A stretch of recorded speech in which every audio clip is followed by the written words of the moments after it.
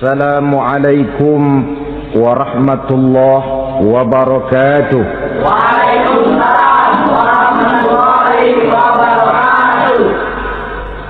Alhamdulillah wassalatu wassalamu ala sayyidina Rasulillah sayyidina wa maulana Muhammad ibn Abdullah wa ala alihi wa sahbihi wa mawala.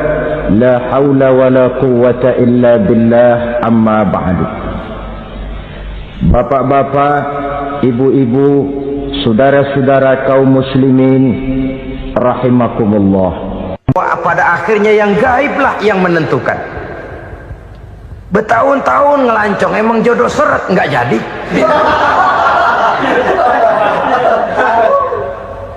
Begitu kenal baru setengah malam nginep ditangkap hansip kan. Hal-hal semacam itu kadang-kadang kita berpikir suuzon, gilet, perempuannya cakep banget, lakinya rebek amat. Memang begitulah jodohnya. Saudara hadirin ma'asyiral muslimin yang saya hormati, jadi hal-hal yang konkret saja kita yakini sepenuhnya ditentukan oleh satu superpower yang gaib itu tadi.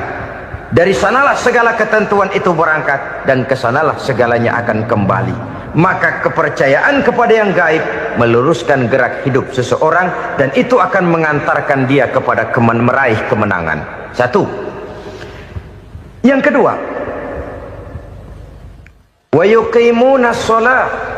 Orang bertakwa yang akan meraih kemenangan itu adalah orang-orang yang mendirikan sholat.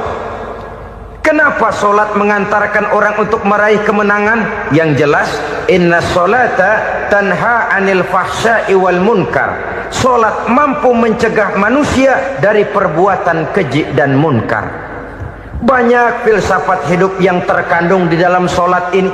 Sejak kita wudhu sampai kita menghadap ke arah kiblat, sampai kita melakukan gerak-gerak sholat, bacaan-bacaan yang ada di dalam sholat, lalu sampai kepada mengucapkan salam. Banyak filsafat hidup yang terkandung di dalam sholat. Umpamanya saja, setelah takbiratul ihram mulai kita dengan sholat dalam posisi berdiri, diajarkan dalam kitab-kitab fikih agar kita melihat ke arah tempat sujud.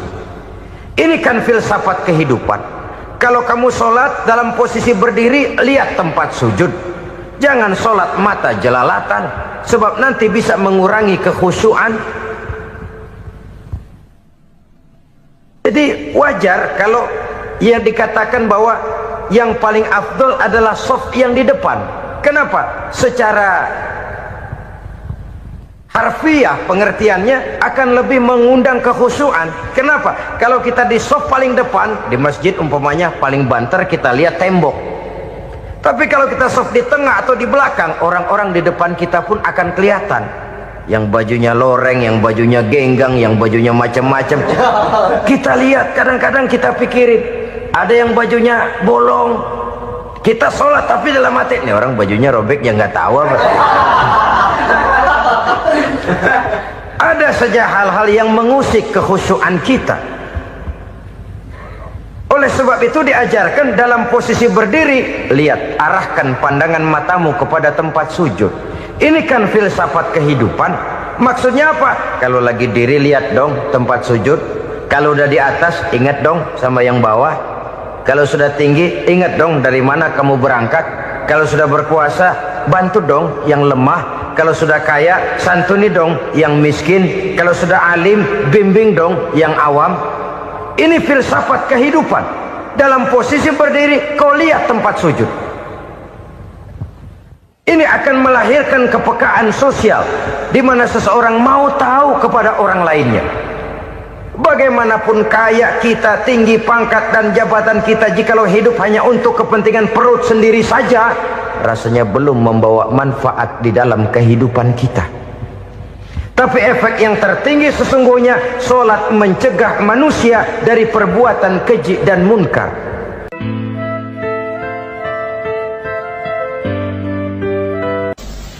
Bapak-bapak, ibu-ibu, saudara-saudara kaum muslimin rahimakumullah. Di dalam kehidupan kita sebagai seorang muslim, minimal 5 kali dalam sehari semalam kita mendengar seruan untuk mendirikan solat yang disebut azan.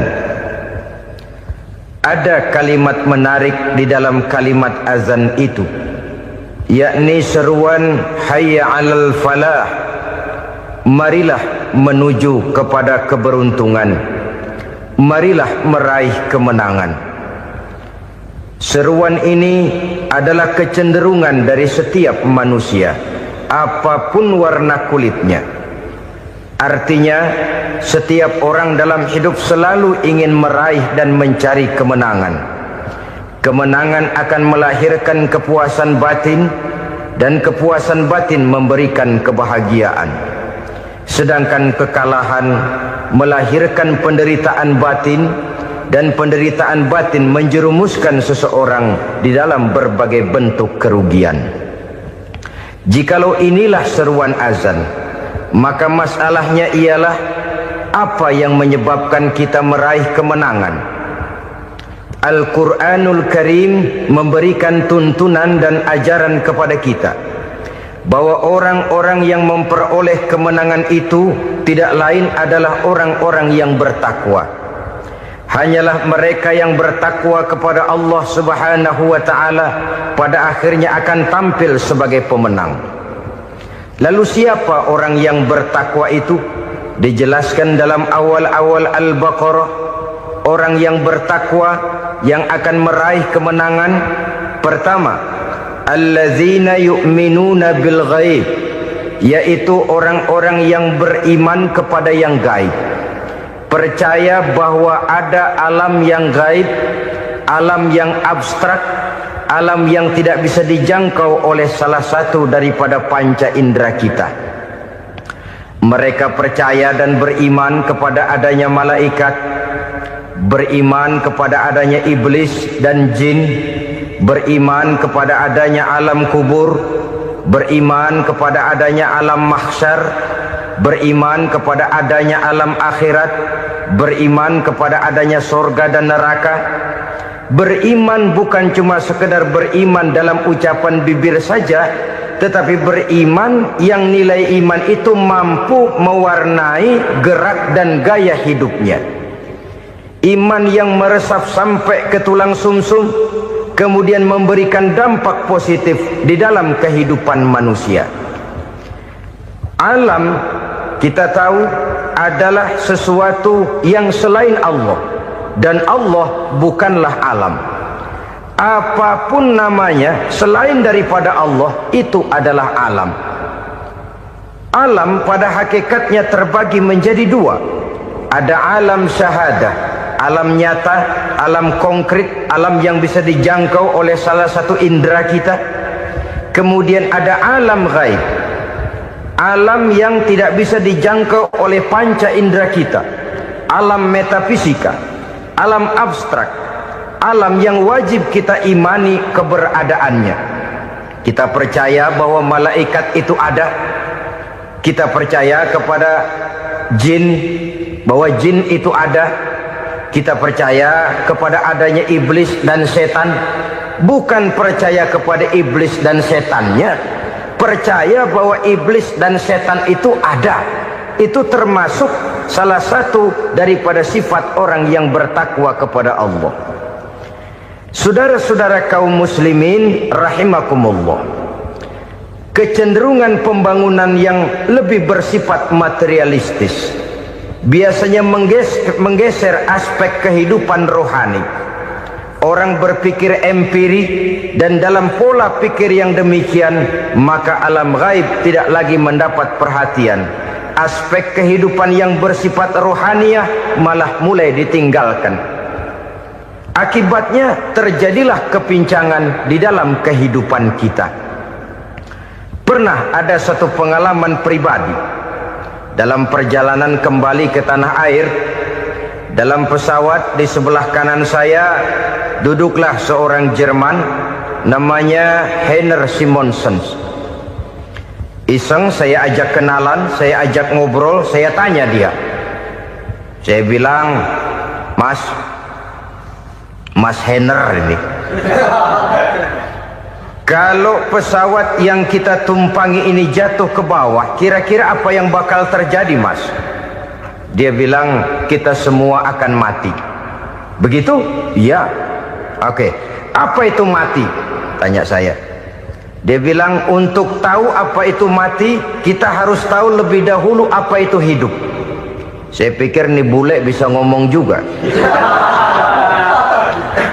Baiklah kata saya. Apa hidup menurut Anda itu?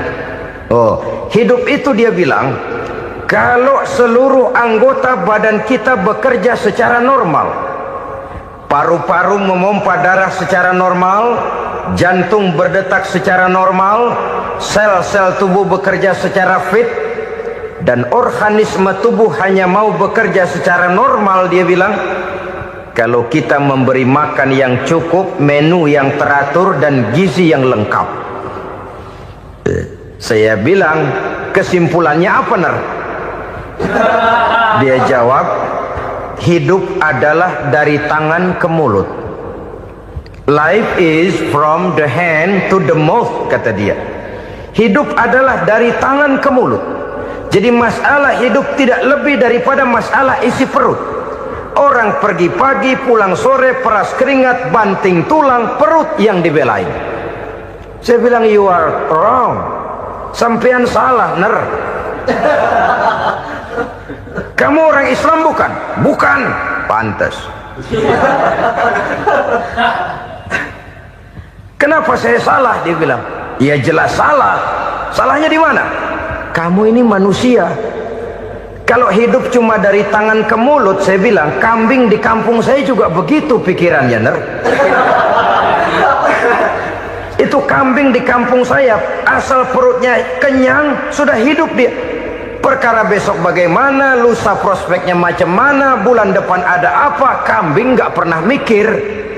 Di kampung saya kambing juga pikirannya begitu. Kamu Kristen ya? Tadinya. Loh kok tadinya, lalu apa sekarang kamu ini? Dia bilang, sekarang saya netral.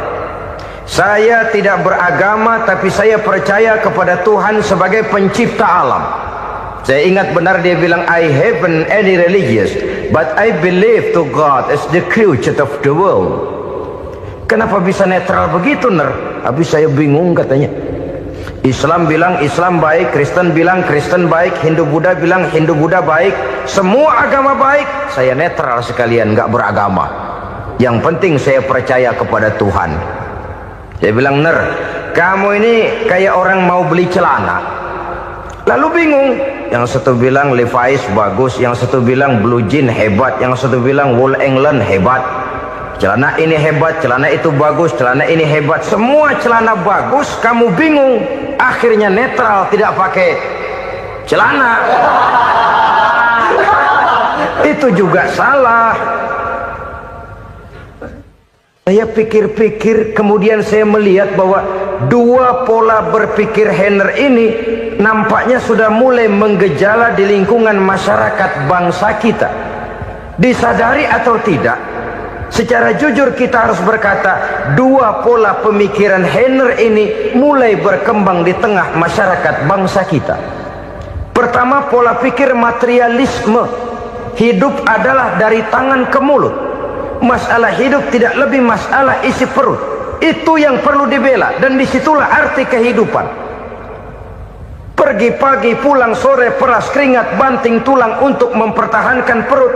Kalau sudah kemari cara orang berpikir, maka buat apa percaya kepada yang gaib? Untuk apa sholat? Untuk apa puasa? Untuk apa zakat? Untuk apa menghadiri majelis taklim? Tanpa kepercayaan kepada yang gaib, hidup berjalan menurut alur empiris dan materialis. Kalau sudah ke sana cara orang berpikir, biasanya orang lalu cenderung menghalalkan segala cara. Hanyalah orang yang percaya bahwa akhirat ada.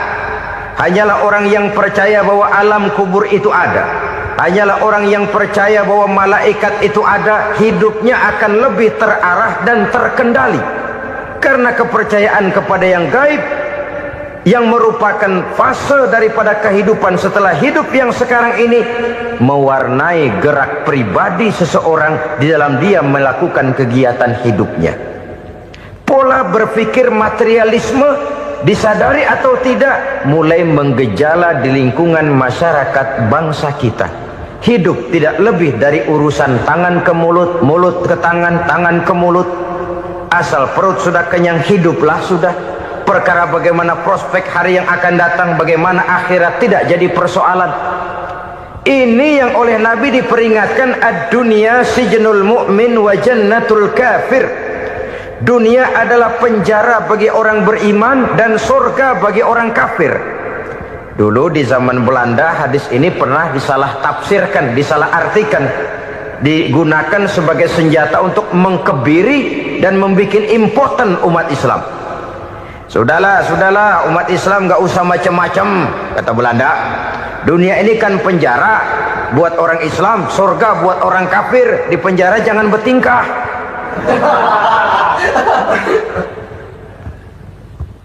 Pengertiannya tidak begitu. Dunia adalah penjara bagi orang mukmin. Artinya dalam kehidupan dunia seorang mukmin tidak bebas memperturutkan hawa nafsunya. Di penjara hawa nafsunya. Sebaliknya surga bagi orang-orang kafir. Buat orang kafir surgalah dunia ini. Mereka bebas memperturutkan hawa nafsunya. Dilarang tidak terlarang, dicegah pun tidak tercegah. Mereka hidup menurut alur bisikan nafsu mereka sendiri.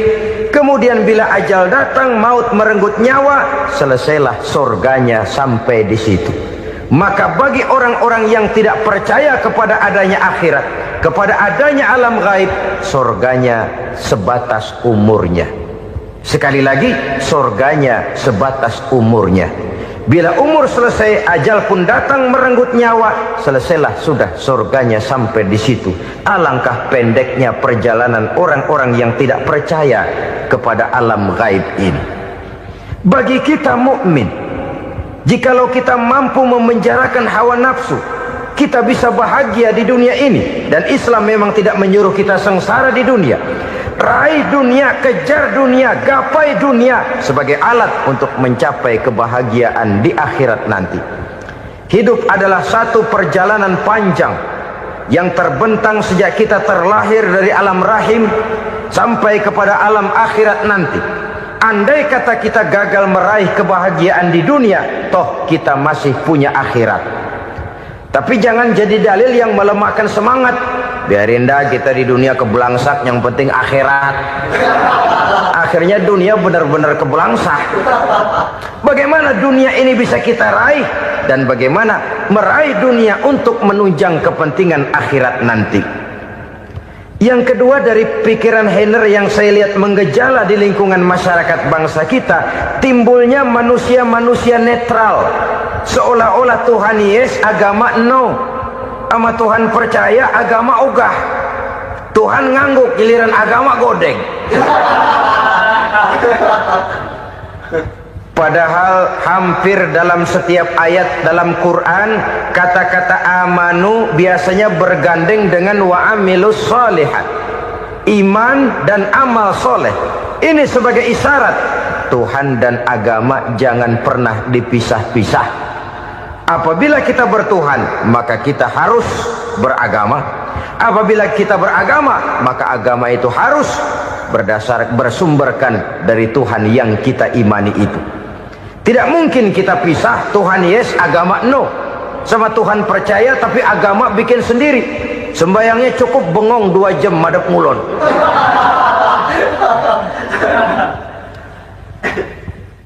Saudara-saudara kaum muslimin rahimakumullah.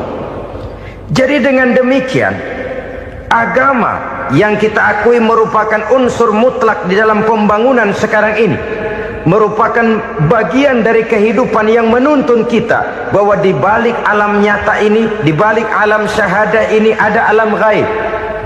Dan mudabbir, murabbi, yang mengatur, yang menguasai, yang memelihara, baik dia alam nyata, baik dia alam gaib, tidak lain adalah Allah Subhanahu wa ta'ala.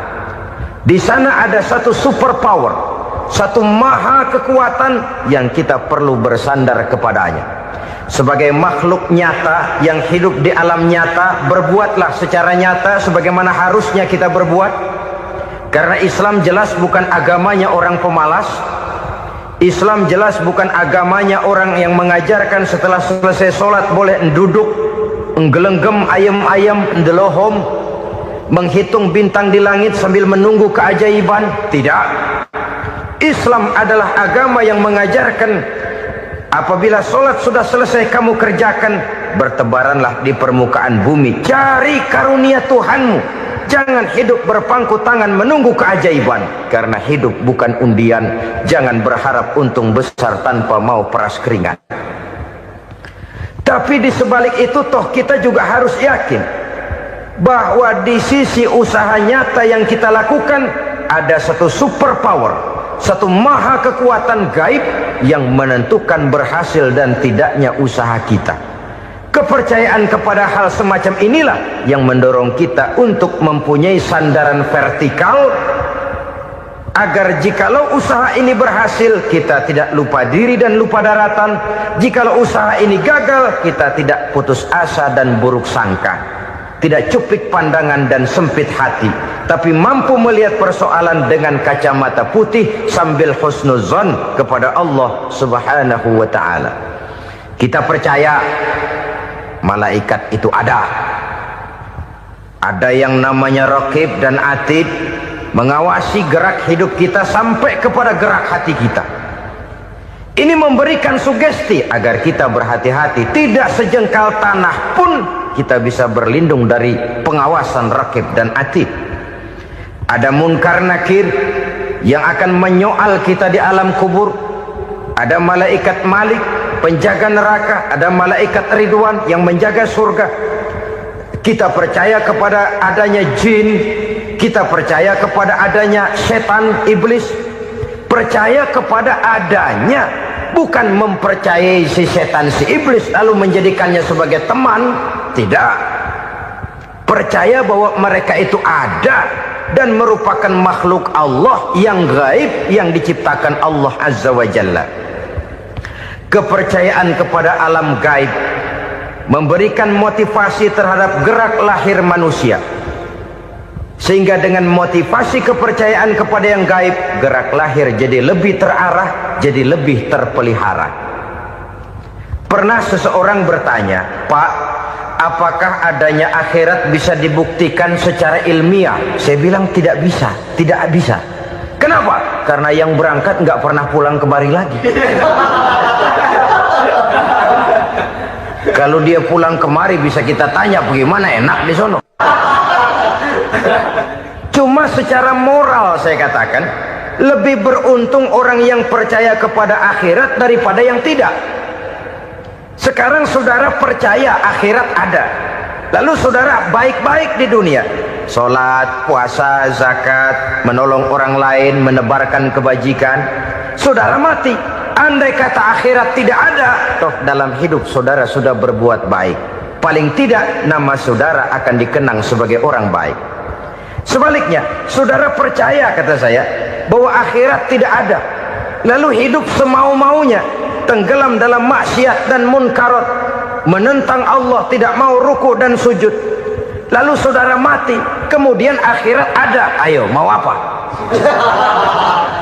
Bekal tidak punya. Jadi secara moral lebih beruntung orang yang percaya kepada adanya akhirat daripada yang tidak percaya. Dan itu alam gaib yang tidak bisa dibuktikan secara eksat. Jangankan untuk membuktikan seperti itu, dalam kehidupan sehari-hari saja yang kita rasakan tidak selalu berbentuk toh. Angin, bagaimana sih bentuknya angin? Kita tidak tahu. Merah, buktinya kalau dikerok merah. Yang merah itu kulit, yang kulit kita bukan anginnya. Sakit, rasa sakit itu ada, tapi bagaimana bentuk sakit kita nggak pernah tahu. Kalau kita makan cabai pedas, bagaimana bentuk pedas itu tidak ada, tapi rasa ada. Bentuk pedas hijau, cabenya bukan pedasnya. Tidak semua yang kita rasakan bisa kita gambarkan dalam bentuk yang konkret. Oleh karena itu, sekali lagi bahwa kepercayaan kepada alam yang gaib mampu memberikan satu sugesti yang menata kehidupan seseorang lebih lurus, lebih terarah, dan lebih terkendali. Maka wajar kalau kepercayaan kepada yang gaib mengantarkan seseorang untuk meraih kemenangan. Kenapa?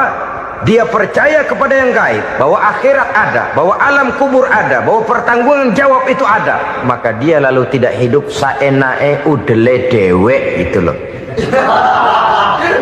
Tidak hidup menurut seleranya sendiri, terarah, teratur.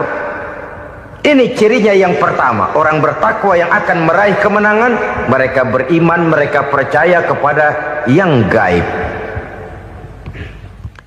Bahkan hal-hal konkret saja selalu berangkat dari yang gaib. Saudara-saudara, para remaja, para pemuda sekarang ini tidak pernah tahu toh siapa yang akan jadi teman hidup saudara. Kita bisa saja ngerancang, mentargetkan, tapi toh akhirnya yang namanya jodoh bukan kekuasaan kita. Rezeki di luar kemampuan kita. Begitu juga ajal, maut, jodoh, ajal adalah contoh-contoh konkret bahwa pada akhirnya yang gaiblah yang menentukan. Bertahun-tahun ngelancong, emang jodoh seret, nggak jadi.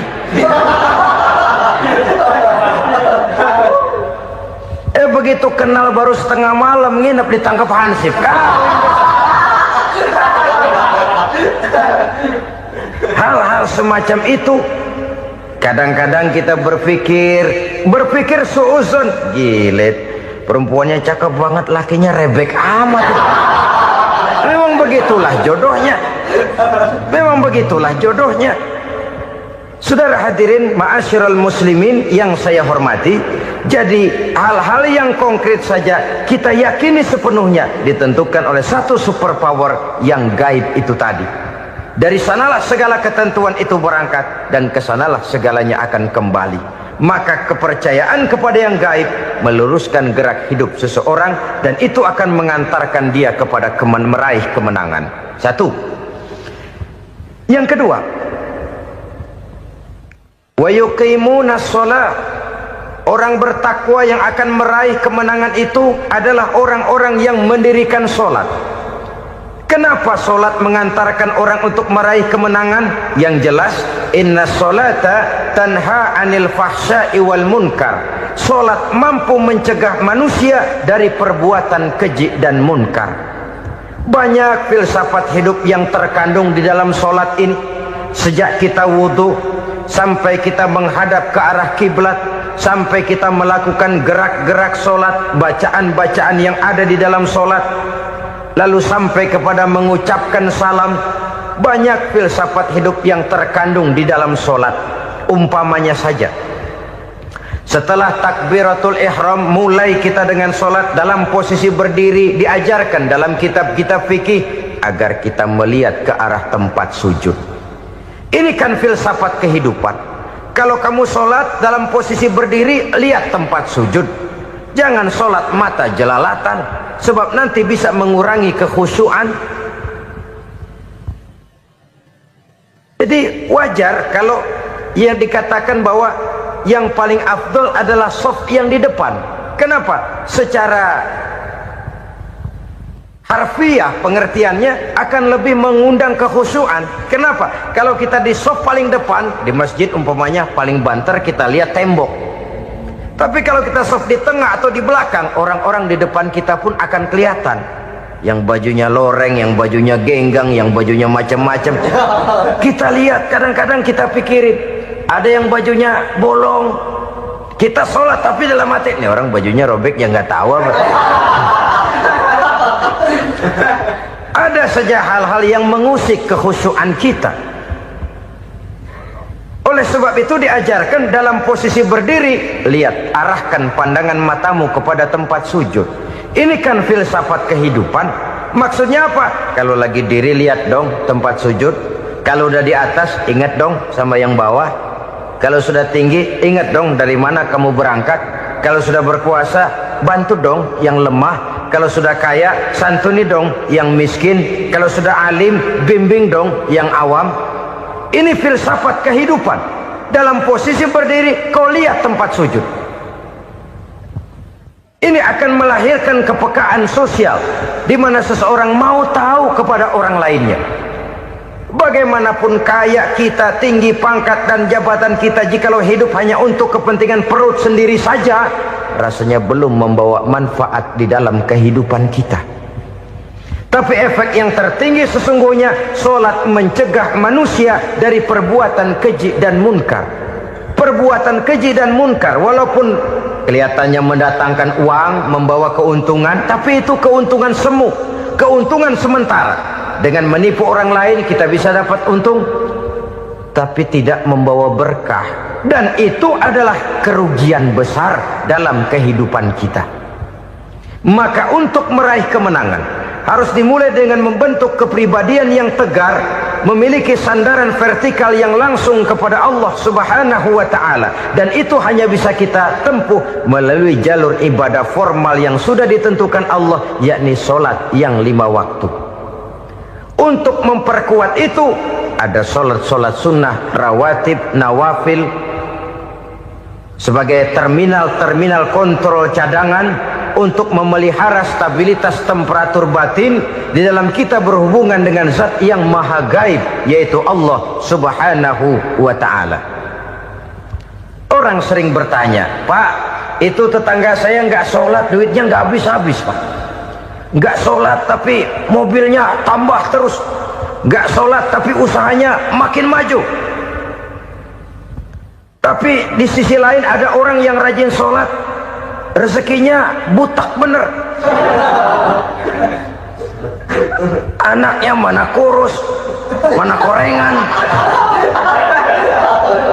Saudara hadirin ma'asyiral muslimin rahimakumullah. Harus saya katakan bahwa solat memang bukan untuk cari duit.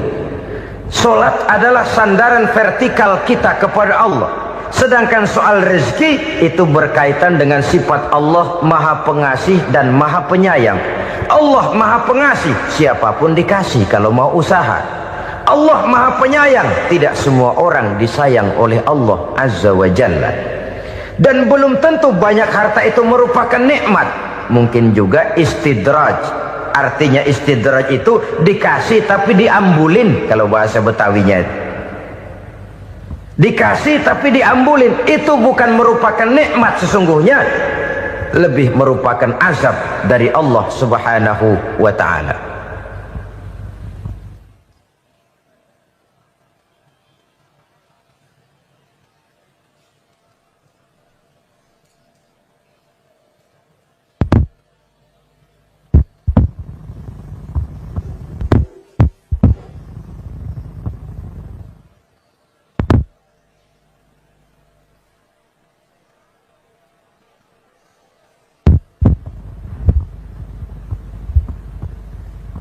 Agama mempunyai sistem solat, dan kita umat Islam telah dituntun oleh Allah Subhanahu wa ta'ala yang wajibnya 5 kali dalam sehari semalam mendirikan solat, dan itu tentu berada dalam jangkauan kemampuan manusia. Pada awalnya barangkali kita memang merasa solat itu satu kewajiban, tapi semakin kita hayati makna, manfaat dan filsafat yang terkandung di dalam ajaran solat, semakin sampai kita kepada keyakinan bahwa solat adalah keperluan kita. Sehingga pada waktu tertentu dinilai puncaknya, kita tidak lagi akan berkata saya wajib solat, tapi kita akan berkata saya perlu solat. Kalau kita sudah merasakan itu adalah keperluan kita, nah di sanalah kita baru akan merasakan ruginya kalau hal itu tidak kita laksanakan. Sepanjang kita masih berkata saya wajib sholat, kita akan lebih merasakan dia sebagai beban ketimbang sebagai keperluan. Yang jelas Allah tidak memerlukan ibadah yang kita laksanakan ini. Dengan kata lain, andai kata satu dunia penuh ini orang tidak ada yang sholat satu pun, Allah tidak akan turun dari jabatan Tuhan. Jangan lalu berpikir kalau kita ngambek se-RW kagak sembahyang Tuhan tekor kali ini ya. Tentu tidak. Itu perlunya kita, bukan perlunya Allah. Dan pada induknya kita akan berkata, saya perlu agama. Kalau secara induk kita sudah memerlukan agama, maka konsep-konsep yang ada di dalam ajaran agama itu pun adalah juga merupakan keperluan kita. Baik dia bernama sholat, baik dia bernama puasa, baik dia bernama zakat, baik dia bernama haji, seluruhnya adalah keperluan kita. Dan sesuatu yang kita perlukan apabila tidak kita laksanakan akan melahirkan kerugian di dalam kehidupan. Jangan heran kalau kita membaca riwayat perjalanan hidup para salafus soleh, orang-orang soleh. Ada yang tahajud sampai 100 rakaat, ada yang sholat malam kakinya sampai bengkak. Kita sekalinya bengkak biri-biri. Ada yang sholat membaca surah dalam Al-Quran sampai khotam Quran. Kok mau? Mereka sudah merasakan itu keperluan. Itu saja soalnya. Satu saat pun jikalau kita merasa bahwa itu keperluan saya, kita pun akan melaksanakan seperti itu. Keperluan saya dalam kehidupan. Inilah yang kedua. Yang ketiga, orang bertakwa yang akan meraih kemenangan itu, wa mimma razaqnahum yunfikun. Mereka membelanjakan sebagian daripada rezeki yang diberikan Allah kepada mereka. Mereka infakkan di jalan Allah. Ada satu dialog menarik. Satu hari seorang anak muda bertemu dengan seorang kakek-kakek yang sudah dikenalnya baik. Bertanyalah anak muda ini, "Kek, umur kakek berapa tahun?" 15 tahun, kata si kakek. "Anak kakek berapa orang?" 1. "Harta kakek berapa banyak?" 15 juta. Si anak muda ini bengong. Lalu protes, "Kok kakek bohongin saya?" "Kenapa?" "Saya tahu umur kakek 70 tahun. Kenapa ngaku 15? Saya tahu anak kakek 5. Kenapa bilang 1? Saya tahu kakek miliuner, miliaran uang kakek. Kenapa ngaku cuma 15 juta? Begini, kata si kakek tadi. Benar, umur saya 70 tahun. Tapi dari umur yang 70 tahun itu baru 15 tahun terakhir ini saya merasakan ibadah kepada Allah. Meninggalkan maksiat, jauh dari segala macam munkarat.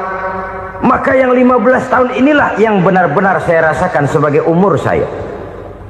Benar anak saya 5, tapi yang 4 susah diatur. Cuman 1 rasanya nih yang bakal jadi si buah hati belahan jantung pelanjut cerita penerus sejarah. Cuma 1 ini yang saya harapkan, yang akan jadi anak soleh, yang akan membuat saya menerima pensiunan pahala. Kalau yang 4 apek dah, nggak ada harapan. Yang 1 nyekek botol melulu. Oh begitu, iya. Lalu kenapa kakek bilang harta kakek cuma 15 juta padahal saya tahu kakek uangnya miliaran, depositonya banyak? Ya karena 15 juta itulah yang saya ingat yang pernah saya belanjakan di jalan Allah. Saya merasa itulah harta saya yang sebenarnya. Yang miliaran yang saya simpan di bank kelak kalau satu saat saya mati akan jadi rebutan di antara anak-anak saya. Iya kalau anak saya soleh kayak yang 1 ini. Kalau yang 4 tadi udah tulen dia bakal berantem dah berebut tuh. Jadi 15 juta yang saya belanjakan di jalan Allah inilah yang saya merasakan benar-benar harta saya yang sesungguhnya. Dialog ini patut menjadi bahan renungan kita bersama. Diberikan kita umur 40, 50, 60, 70, 80. Berapa tahun dari umur yang diberikan itu yang jalan mulus, yang kita gunakan untuk melaksanakan ibadah? Banyak harta kita simpan di bank, di lemari, di dompet, di tas. Tapi berapa yang sudah kita depositokan di jalan Allah? yang akan menemani kita di hari kita kembali nanti. Maka orang bertakwa yang akan meraih kemenangan, wa mimma razaqnahum yunfikun, mereka membelanjakan sebagian dari rezeki yang diberikan Allah di jalan Allah Subhanahu wa ta'ala. Ma'asyiral muslimin rahimakumullah, zahirnya memang kita memberikan kepada orang lain, tapi hakikatnya kita menyimpan untuk diri kita sendiri. Kita memberikan kepada yatim piatu 25.000. Zahirnya kita memberikan si yatim, hakikatnya kan kita cuma nyimpan.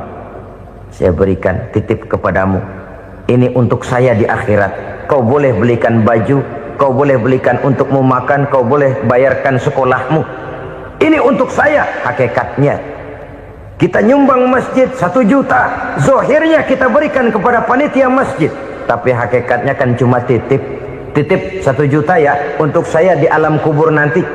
Silahkan kau boleh belikan semen, ini uang, belikan besi, belikan pasir. Saya cuma sekedar titip untuk kepentingan saya. Hakikatnya kita cuma sekedar menitip. Sebagaimanapun pada hakikatnya, apapun yang kita miliki dalam kehidupan kan cuma sekedar hak guna pakai, bukan hak milik mutlak. Harta kita, rumah kita, kendaraan kita, kebun kita, pabrik kita, hak guna pakai saja. Hak milik mutlak cuma untuk Allah Subhanahu wa ta'ala. Saudara-saudara kaum muslimin rahimakumullah, ini yang ketiga. Kemudian yang keempat, orang-orang bertakwa yang akan meraih kemenangan, allazina yu'minuna bima unzila ilaika, mereka yang beriman, mereka yang percaya kepada apa yang telah diturunkan kepadamu Muhammad, ay Al-Quran, yakni Al-Quranul Karim. Setelah percaya kepada yang gaib, mendirikan solat, kemudian menginfakkan sebagian dari rezeki yang diberikan Allah, mereka juga lalu percaya kepada yang diturunkan terhadap Nabi, yaitu tidak lain Al-Quranul Karim.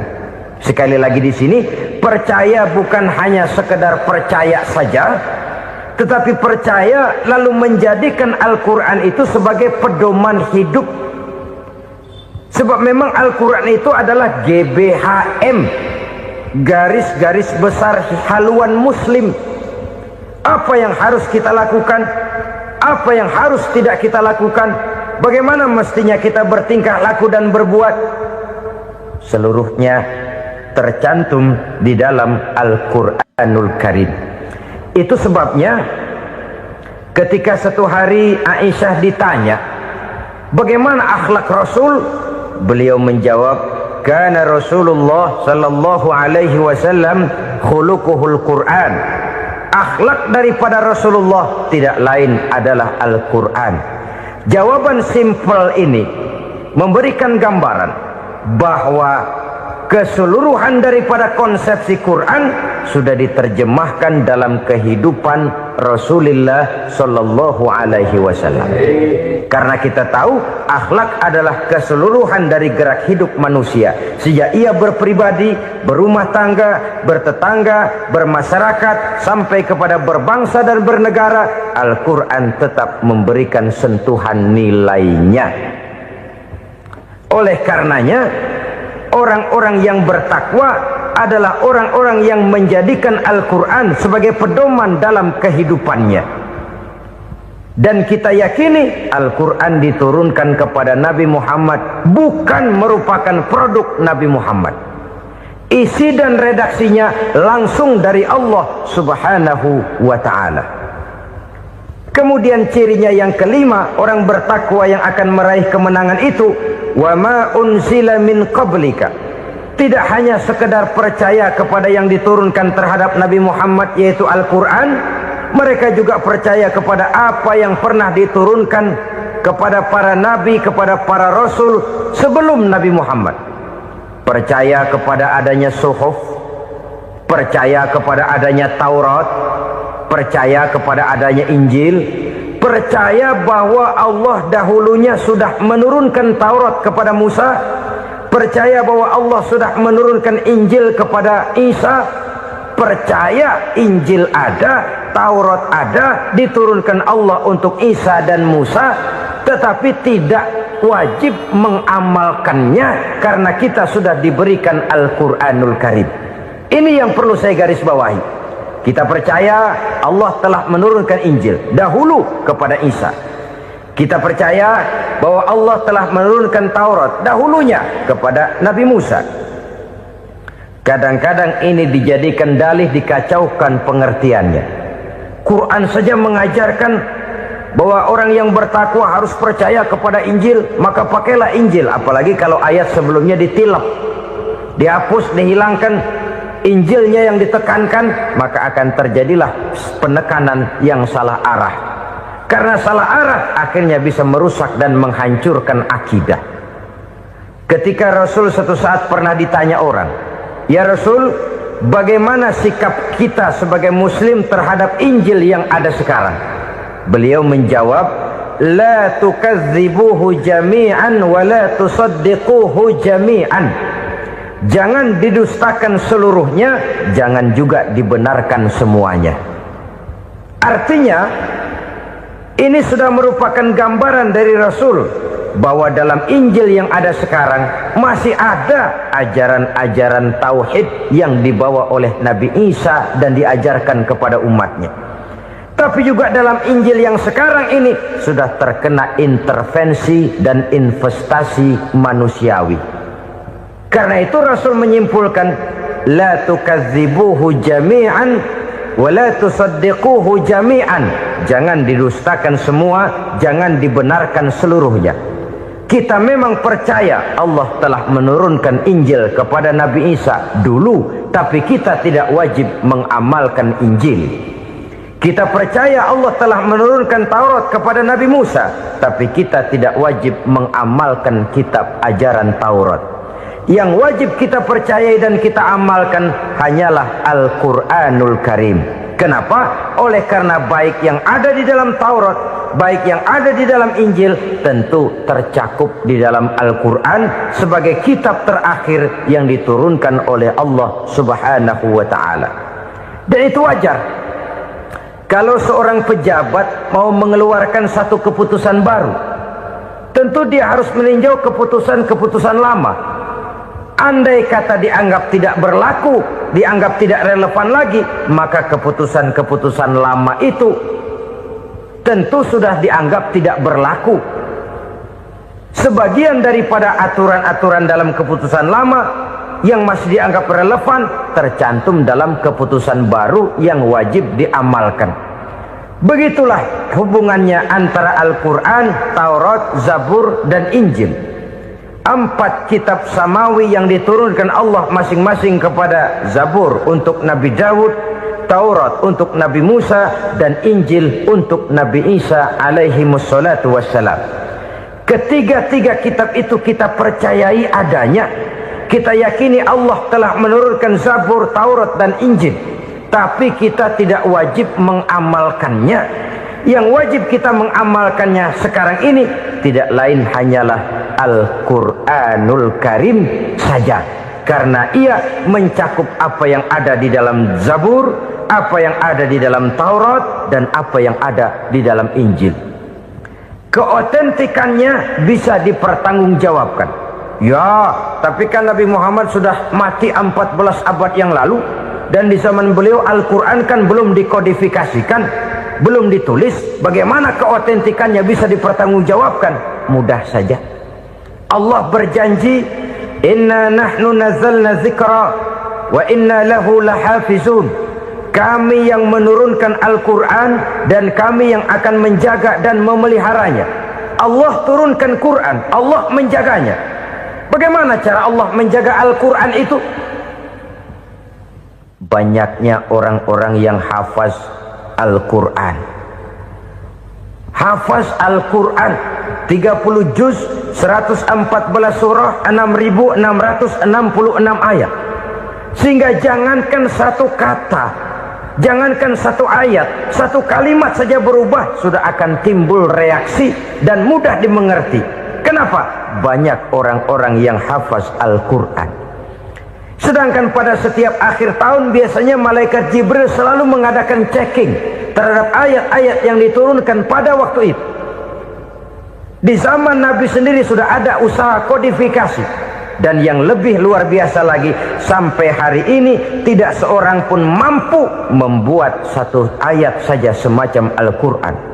Ke bahasa manapun dia diterjemahkan, naskah aslinya tetap ikut, rujukan dasarnya tetap ada. Berdasarkan itu, maka tidak mungkin terjadi penyelewengan terhadap atau pemalsuan terhadap ayat-ayat Al-Quranul Karim. Kesuciannya, keotentikannya, kemurniannya bisa dipertanggungjawabkan. Ma'asyiral muslimin rahimakumullah.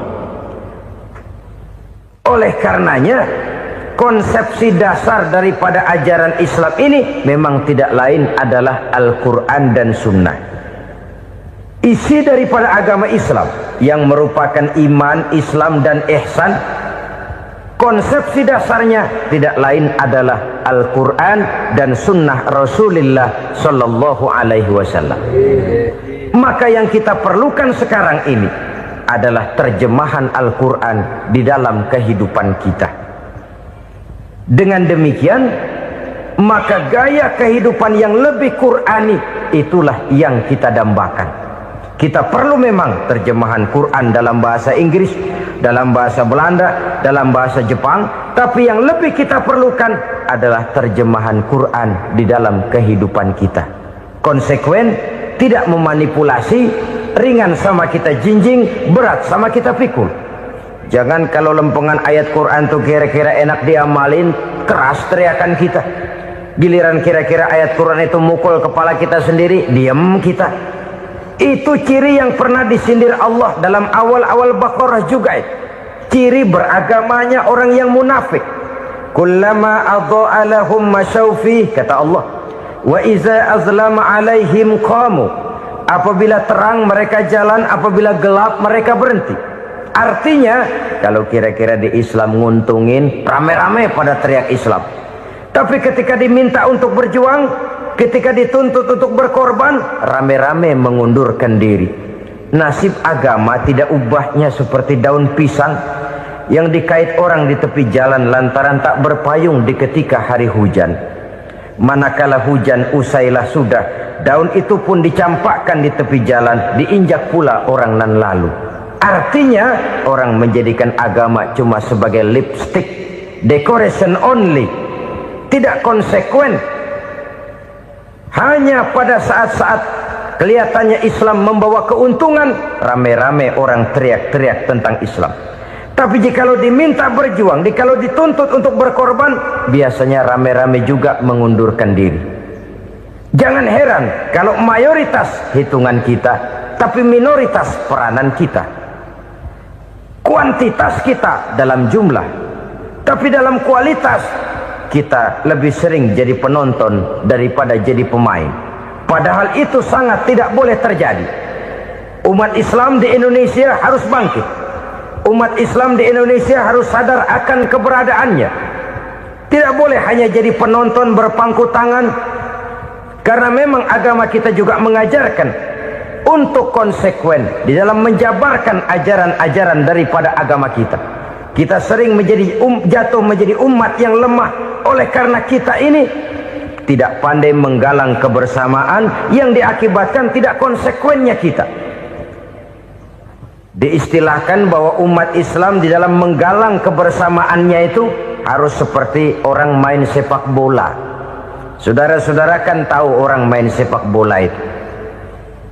Orang main sepak bola, kalau pertandingan belum dimulai sih silakan saja kumpul di luar lapangan, atur strategi yang baik.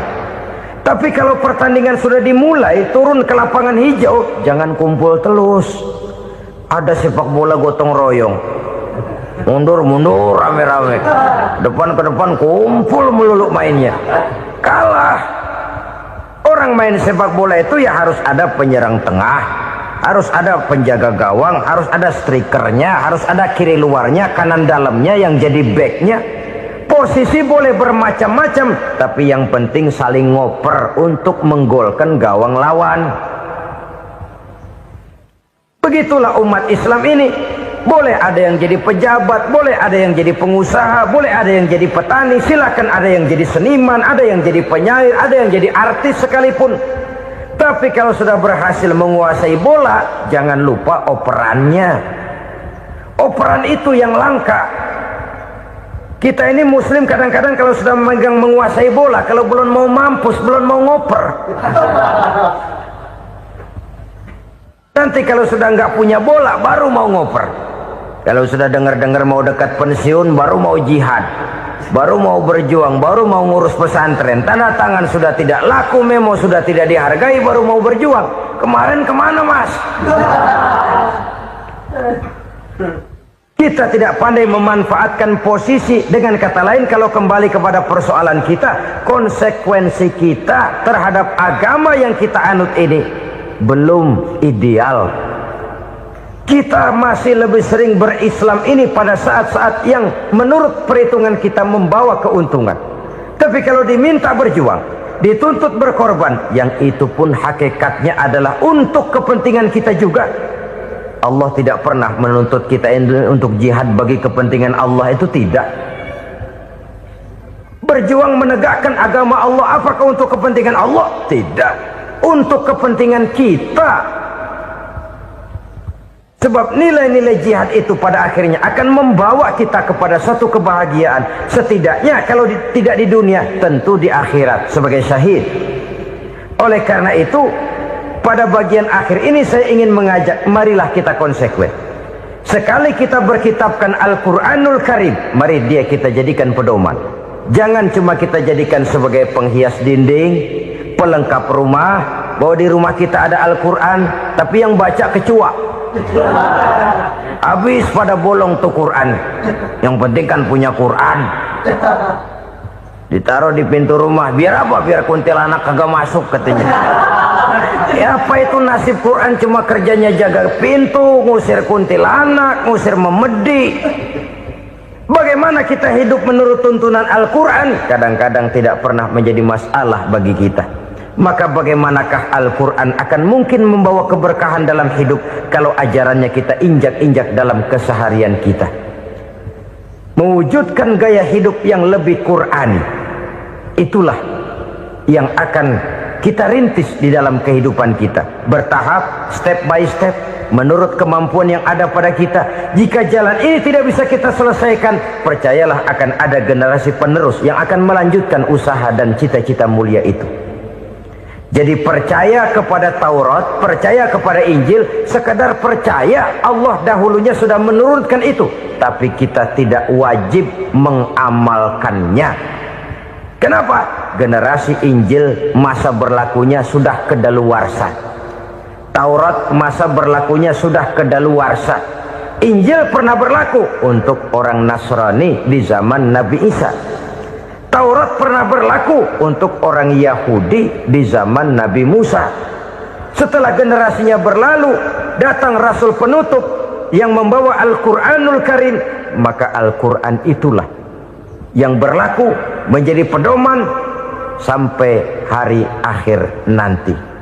Jangan jauh dari Al-Quran, karena apabila ini kita lakukan, maka kita akan kembali kepada satu gaya hidup yang jauh dari tuntunan agama, dan itu artinya kita akan semakin jauh untuk meraih kemenangan. Saudara-saudara kaum muslimin rahimakumullah. Yang keenam, yang terakhir, orang-orang bertakwa yang akan meraih kemenangan itu wabil akhirati hum yuqinun. Mereka percaya, mereka yakin seyakin-yakinnya akan adanya hari akhir, di mana seseorang akan mempertanggungjawabkan seluruh perbuatannya di dalam hidup ini, dan tidak ada satu perbuatan yang bagaimana kecilnya sekalipun yang tersembunyi dalam pandangan manusia yang tidak akan dibukakan persoalannya di mahkamah Qadi Rabbul Jalil di akhirat nanti. Itulah sebabnya maka percaya kepada akhirat disebut secara khusus. Padahal di awal tadi sudah dijelaskan yu'minuna bil ghaib, percaya kepada alam gaib, dan alam gaib ini termasuk akhirat. Kenapa pada bagian akhir disebut lagi akhirat? Karena ternyata bahwa kepercayaan kepada adanya akhirat merupakan induk dari kepercayaan terhadap adanya malaikat, setan, jin dan lain sebagainya, dan akan lebih memberikan sugesti dalam kehidupan manusia untuk meluruskan gerak hidupnya. Jikalau satu saat tergerak hati akan berbuat kejahatan, ingin mencuri, sadarlah, awas ada akhirat. Sebab kalau kita cuma teriak awas ada polisi, itu cuma tertunda sementara. Begitu polisi meleng, embat. Kalau kita ingin berbuat jahat cuma berteriak awas ada hansip, cuma sementara ketika hansip itu ada.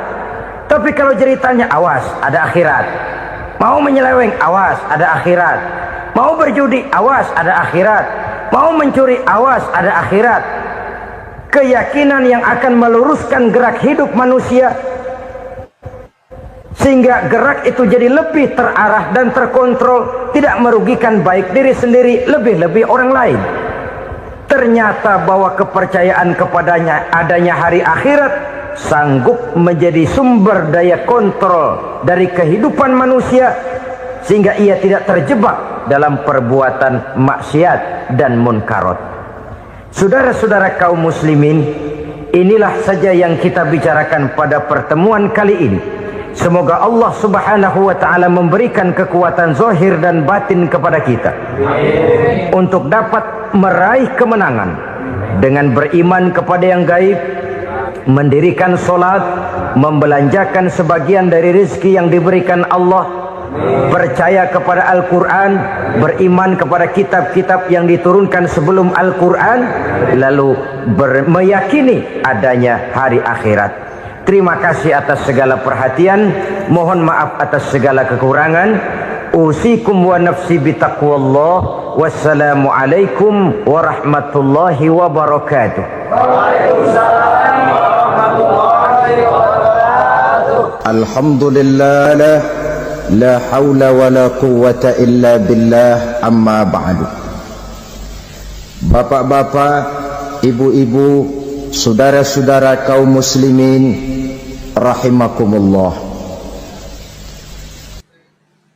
Yang celakanya lagi, lahirlah budaya jilat menjilat, upeti dan lain sebagainya asal tujuan bisa tercapai.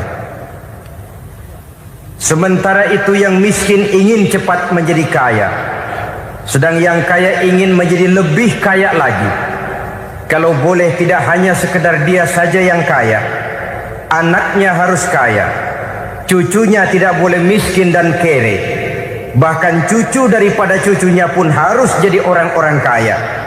Ini keinginan yang wajar. Setiap orang tua tentu tidak ingin meninggalkan anak cucunya dalam keadaan miskin dan terlunta-lunta. Yang tidak wajar kalau keinginan itu membuat orang lalu menghalalkan segala macam cara, menyalahgunakan fasilitas yang dimilikinya, apalagi kalau dia berada dalam satu posisi di mana seharusnya dia memberikan contoh dan keteladanan. Maka akibatnya timbullah krisis wibawa, yang dari krisis wibawa ini mengendorlah disiplin. Sesungguhnya orang lalai, orang tidak mau berdisiplin karena di mukanya, di matanya, dalam pandangannya tidak ada lagi orang yang dianggapnya berwibawa. Dan wibawa itu hilang oleh karena orang merasa tidak ada keteladanan yang patut dijadikan contoh dalam kehidupannya.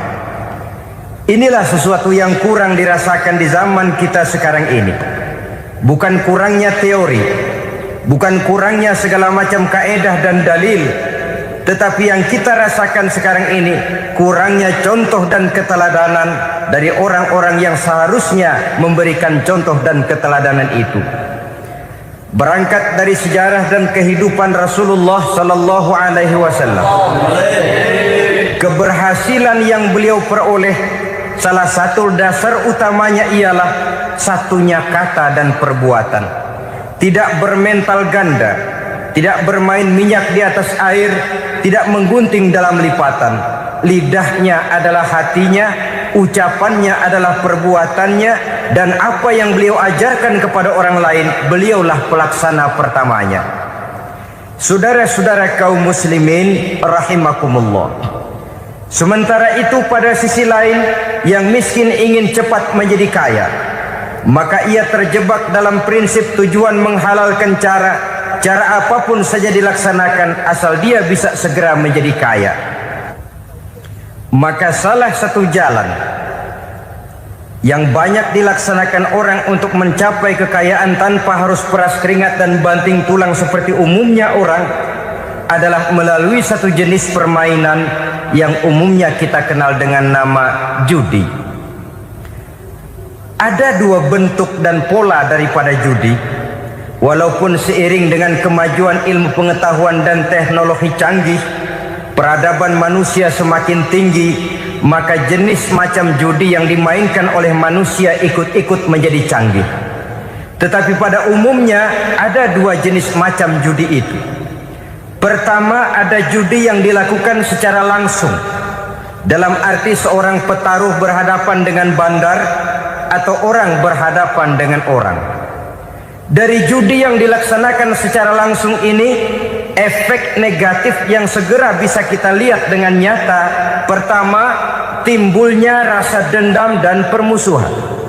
Walaupun orang nampak duduk berhadap-hadapan, walaupun kelihatannya mereka tertawa satu sama lain, tapi yakinlah itu cuma sekedar kulit saja. Pikiran yang ada dalam benak tiap-tiap orang yang terlibat dalam perjudian tidak lain ialah bagaimana saya bisa mengalahkan lawan main saya. Akibatnya tentu bisa kita pastikan akan timbullah dendam dan permusuhan bagi yang kalah, akan timbullah rasa sombong dan menganggap remeh orang lain bagi yang menang. Yang kedua, lalainya orang kepada apa yang menjadi tanggung jawab dan kewajibannya. Orang bisa lupa kepada anak dan istri. Kalau kepada anak dan istri saja sudah bisa lupa, apalagi kepada yang lain. Sebab anak dan istri memang merupakan bagian daripada kehidupan kita. Konon lagi saudara, konon lagi keluarga yang lain, anak istri saja bisa terlupakan oleh penyakit dan permainan yang bernama judi ini. Yang ketiga, hilangnya rasa sayang kepada harta. Harta yang didapatnya dengan peras keringat dan banting tulang. Mungkin pergi pagi dan pulang sore. Setibanya dia di meja judi, apalagi uang tadi sudah bertukar dengan dalam bentuk koin, maka rasa sayang kepada harta itu tidak akan pernah ada lagi. Tetapi saudara-saudara, bagaimanapun juga, judi dalam artian langsung semacam ini hanya melibatkan orang-orang tertentu. Artinya selektif. Ada judi yang lebih berbahaya daripada jenis ini, perjudian massal. Taruhlah roulette dan kasino itu judi. Tetapi judi jenis roulette dan kasino ini bahayanya hanya untuk orang-orang tertentu yang memang sudah mapan, kelompok elit. Masa iya bocah angon di kampung main roulette? Apa ia yang tinggal di pinggir kali kenal kasino? Ya entahlah kalau kasino Prambos ya. Dari judi massal semacam ini lahirlah penyakit yang dinamakan tulul amal. Tulul amal, orang yang terlalu panjang angan-angan. Bukan tidak boleh orang bercita-cita, sebab cita-cita itu perlu. Katanya manusia tidak makan masih bisa hidup 1 bulan lebih. Manusia tidak minum masih bisa hidup 3 hari lebih. Tapi manusia tidak punya cita-cita 1 jam pun dia tidak akan bisa hidup.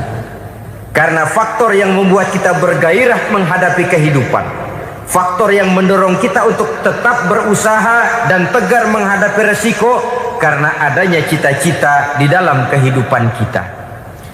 Tetapi cita-cita tanpa direalisir dengan usaha, cita-cita yang tidak berangkat dari kemampuan yang ada, pada akhirnya hanya akan merupakan cita-cita yang mengawang, tidak akan terwujud dalam kenyataan dan akan membentuk manusia menjadi orang yang tulul amal, panjang angan-angan, terlalu muluk keinginan, tidak berangkat dari kemampuan dan kesanggupan yang ada pada dirinya sendiri.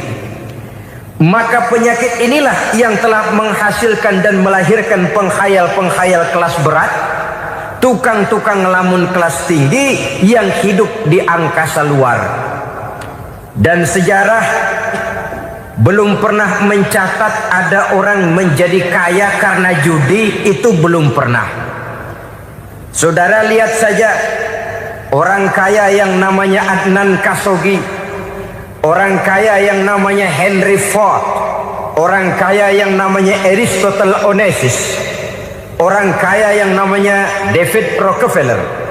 Itu seluruhnya menjadi kaya bukan karena mereka terlibat dalam perjudian, tapi karena kerja keras, peras keringat, banting tulang. Dan itu dimulai sejak mereka masih remaja. Sehingga banyak orang besar yang mulai pekerjaannya dengan menjual koran. Artinya berangkat dari A. Banyak pengusaha mobil yang memulai pekerjaannya dari tukang cuci mobil, tapi lalu bertahap dan tegar menghadapi kenyataan, sehingga proses demi proses dia hadapi dengan tegar, dengan tabah, dengan sabar, dengan ulet, sampai kepada membuahkan hasil. Kita ingin pintas, kayaknya mau, usahanya tidak mau, senangnya mau, peras keringatnya tidak mau. Ini tentunya akan melahirkan kontradiksi di dalam kehidupan. Maka dari jenis perjudian massal semacam ini lahirlah penyakit tulul amal, panjang angan-angan, terlalu muluk cita-cita. Bayangkan saja kalau ini terjadi secara massal, menimpa nasib rakyat kita di pedesaan yang jauh dari keramaian. Tiap hari mereka didina-bobokkan oleh gambaran tentang akan diperolehnya uang dalam jumlah yang banyak dengan angka nol yang berentet. Tiap hari mereka melihat angka-angka itu. Mereka lambat laun akan terseret dalam arus tulul amal ini. Panjang angan-angan, muluk cita-cita, hanya dengan mengandalkan meja perjudian. Akibatnya timbul penyakit yang kedua, yang ketiga, yaitu malas berusaha. Orang kalau sudah terlalu asik berkhayal, menghitung bintang di langit, malas berusaha. Kalau ada temannya kerja jadi buruh kasar, bawa hasil yang merupakan jeripaya dan peras keringat dia, 1 minggu bergaji 10-15 ribu, diketawain. Apaan gaji lu 10 ribu, 15 ribu? Entar gua nih kalau ketembus 100 juta, entar. Yang 10 ribu dan 15 ribu keringat orang itu dihina, itu dicela. Tetapi dia selalu menghitung, entar nih gua. Entarnya wallahu a'lam. Saudara hadirin yang saya muliakan, timbullah sikap malas. Padahal di tengah negara sedang membangun di berbagai bidang kehidupan. Maka sifat malas ini merupakan musuh kita, baik mengejar kemiskinan, baik mengejar kebodohan dan keterbelakangan kita di sektor-sektor lainnya. Alangkah akan terganggunya roda pembangunan di negara kita ini jikalau sebagian besar rakyat dihinggapi oleh penyakit malas, yang malas ini dilatar belakangi oleh penyakit tulul amal, terlalu muluk angan-angan, yang angan-angan ini dinina-bobokkan oleh keinginan untuk mendapatkan untung yang besar tanpa peras keringat dan banting tulang. Sasaran yang lebih jauh, dan ini yang paling kita khawatirkan, hancurnya kubu-kubu pertahanan moral daripada bangsa kita. Kita sependapat bahwa lebih penting daripada membangun jembatan adalah membangun manusia yang membangun jembatan. Bahwa lebih penting daripada mengaspal jalan raya adalah membangun mental manusia yang melaksanakan pengaspalan itu. Dengan kata lain, membangun dan mempersiapkan manusia pembangunan. Tanpa itu, maka saya merasa khawatir kalau nanti kita tidak akan sampai kepada target yang kita harapkan oleh karena kandas di tengah jalan. Saudara-saudara kaum muslimin rahimakumullah, Islam sebagai agama yang mengajarkan manusia untuk berusaha dan mengeluarkan segala kemampuan untuk melaksanakan segala usahanya itu, sangat membenci sifat malas, sangat membenci sifat tulul amal atau panjang angan-angan. Dan oleh karena judi melahirkan dua sifat itu, Islam sangat menganjurkan pengikutnya untuk menjauhi segala macam jenis perjudian, baik yang terang-terangan maupun yang dilakukan secara samar-samar, tidak ketara, judi canggih sesuai dengan canggihnya teknologi daripada manusia itu sendiri. Ini adalah penyakit yang meracuni masyarakat manusia dari sejak berpribadi, bertetangga, berumah tangga, sampai kepada berbangsa dan bernegara. Dan kasus-kasus yang timbul sudah cukup banyak, yang tidak mungkin lagi kita katakan hanya sekedar bersifat kasuistis, bersifat kasus-kasus kecil saja. Sebelum riaknya naik ke permukaan, marilah kita membuat benteng untuk masing-masing pribadi muslim memelihara dan menjaga diri jangan terseret dalam permainan yang bernama judi, apapun bentuknya, bagaimanapun cara dan ragamnya. Karena jelas bahayanya lebih besar daripada manfaatnya. Taruhlah kita barangkali kemarin-marin hanyut dalam arus perjudian, tetapi hendaknya kita bisa mengambil pelajaran bahwa seorang mukmin adalah seorang yang apabila dia melakukan kesalahan, dia segera sadar, dijadikannya pelajaran untuk tidak diulanginya lagi pada masa-masa yang akan datang. Dengan sikap semacam itu, kita tidak lagi akan mengulangi kesalahan-kesalahan lama, dan grafik kehidupan kita dari hari ke hari akan makin menunjukkan hal-hal yang baik dan positif adanya. Saudara-saudara kaum muslimin rahimakumullah, kalau ABRI masuk desa, rakyat beruntung. Kalau jaksa masuk desa, rakyat bahagia. Kalau koran masuk desa, rakyat ikut jadi cerdas. Tapi kalau judi masuk desa, rakyat kiamat. Pembangunan akan terbengkalai, roda perekonomian akan lesu. Karena mestinya orang membelanjakan uang untuk sesuatu yang dia perlukan, akhirnya dia belanjakan untuk sesuatu yang dia tidak perlukan, karena gambaran, khayalan akan mendapat keuntungan yang jauh lebih besar lagi. Padahal istilah orang-orang tua kita dulu, lebih baik makan singkong betulan daripada makan roti ngimpi. Artinya uang yang 1.000-2.000 rupiah itu lebih baik dibelikan beras, dimasak, makan bersama anak dan istri, terasa nikmat dan halalnya, ketimbang beli kertas lalu ngelamun, menghayal, menghitung yang bukan-bukan. Itu kertas dibolak madep ulon, dibolak madep mudik, diputar sana, diputar sini, akhirnya palanya ikut muter. Kira-kira apa yang cocok? Masih belum puas kertas dilihat, orang gila ditanyain.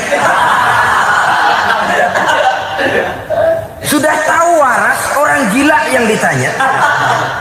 Masih belum puas nanya orang gila, tidur di kuburan. Allahu Akbar. Padahal di rumahnya tempat tidurnya empuk, anget, nggak ada nyamuk. Kuburan, tidur di kuburan. Dampak-dampak negatif yang semacam ini pada gilirannya mau atau tidak mau akan menyeberang kepada garis akidah, membahayakan dan mengancam nilai-nilai tauhid yang kita miliki. Sudah kertas dibolak-balik, tidak puas, orang gila ditanya. Orang gila ditanya belum maram, tidur di kuburan. Barangkali ada bisikan. Saudara hadirin yang saya muliakan, memang walaupun wahyu sudah berhenti, tapi Allah masih memberikan ilham kepada hamba-hambanya yang dikehendakinya. Tetapi ilham itu bentuknya positif. Kalau saudara pagi-pagi berniat, tahu-tahu datang pikiran nanti malam mau ngaji, itu namanya ilham. Kalau saudara sedang merenung, tahu-tahu datang pikiran, saya mau sedekah, itu namanya ilham, bentuknya positif. Tapi kalau ngelamun, tahu-tahu datang pikiran nomor sekian sekian sekian pasang, itu bukan ilham, itu belis. Saudara hadirin yang saya muliakan, tidak puas tidur di kuburan, cari yang lebih paten lagi, dukun ditanya. Nah, saya ingin menuduhkan persoalan. Apa tidak boleh orang ziarah kubur? Apa tidak boleh orang pergi ke dukun? Ini dalam kaitannya dengan judi, karena ini penyakit yang sudah merajalela, mewabah di kalangan masyarakat kita di lapisan yang bawah ini. Saudara hadirin yang saya muliakan, ziarah kubur bukan saja boleh, malah dianjurkan oleh Nabi. Tetapi ziarah kubur yang dianjurkan oleh Nabi itu dengan tujuan pertama, agar orang ingat kepada mati. Kafa bil mauti wa'izah, kata Nabi. Cukup dengan mengingat mati menjadi pelajaran bagi kamu semua. Maka etikanya diajarkan, kalau saudara ziarah kubur, sampai di depan pintu kubur itu kan, Assalamualaikum ya ahlal kubur wa inna insyaallahu bikum lahikun. Kami satu saat insya Allah pasti akan menyusul kamu. Kalau kamu sekarang berbaring di sini, satu saat kami akan berbaring di sini. Ziarah kubur mengingatkan orang kepada mati. Orang yang ingat kepada mati, gaya hidupnya lain dengan orang yang tidak ingat mati. Nah, orang kalau nggak ingat mati, gaya hidupnya nggak terkontrol. Kalau dia berkuasa, Fir'aun. Itu nggak ingat mati. Kalau dia kaya, Korun.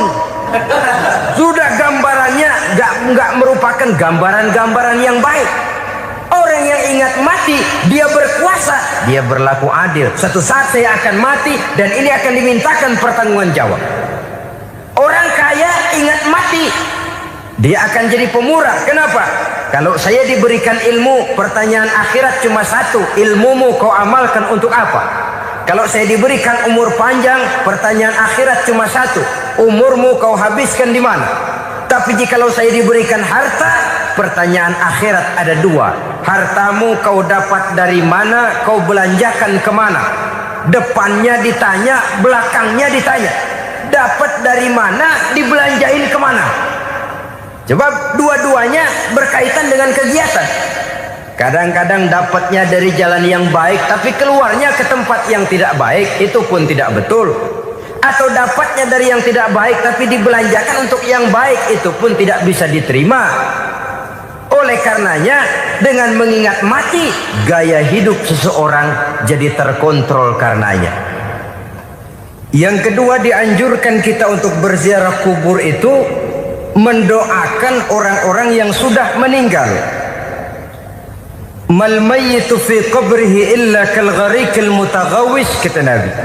Orang yang sudah meninggal itu di alam barzahnya adalah seperti orang yang tenggelam di lautan, menunggu doa dari keluarganya yang masih hidup.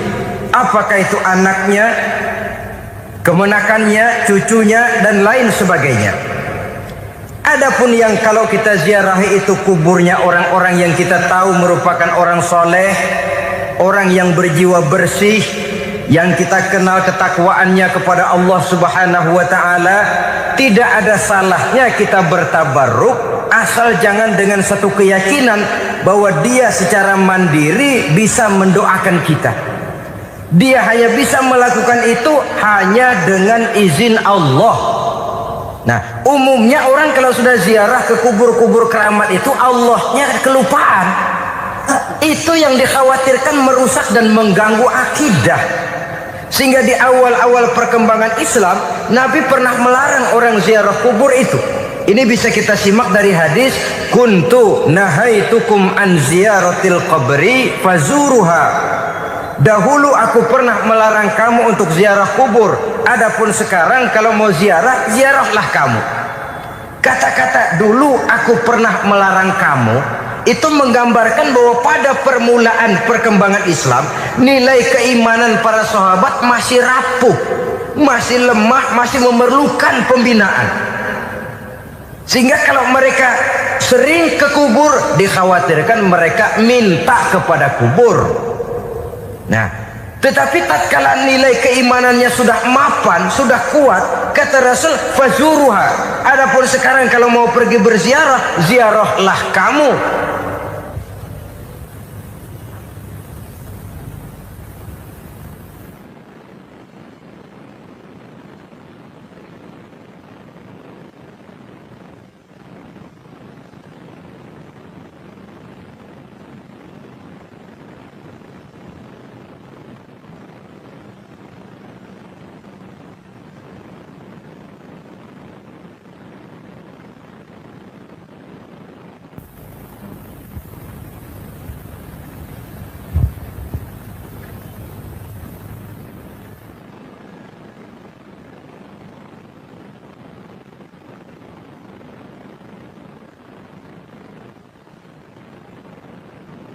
Saudara hadirin yang saya muliakan, jadi jangan melupakan Allah.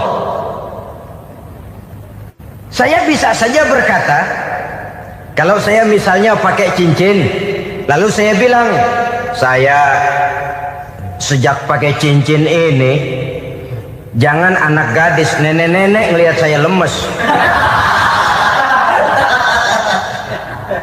Atau sejak pakai cincin ini dagangan laris bener.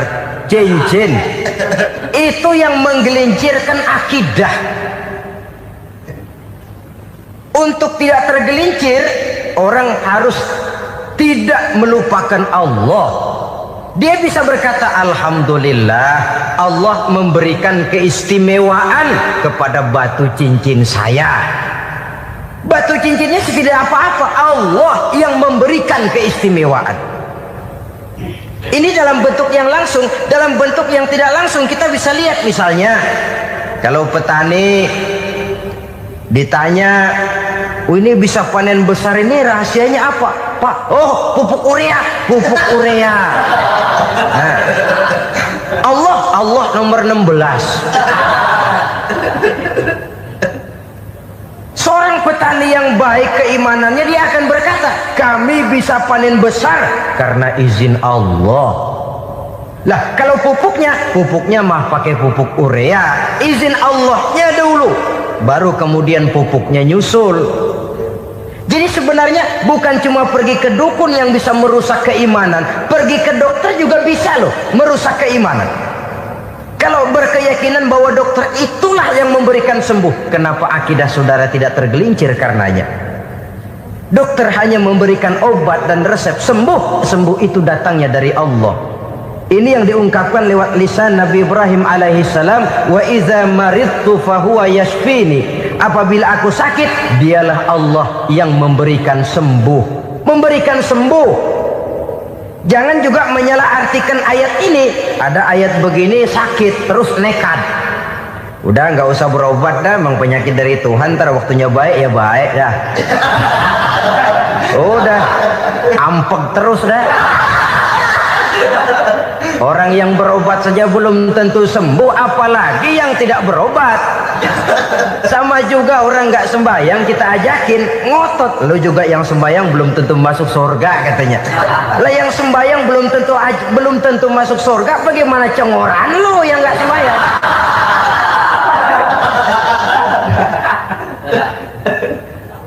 Saudara hadirin yang saya muliakan, kaum muslimin yang berbahagia.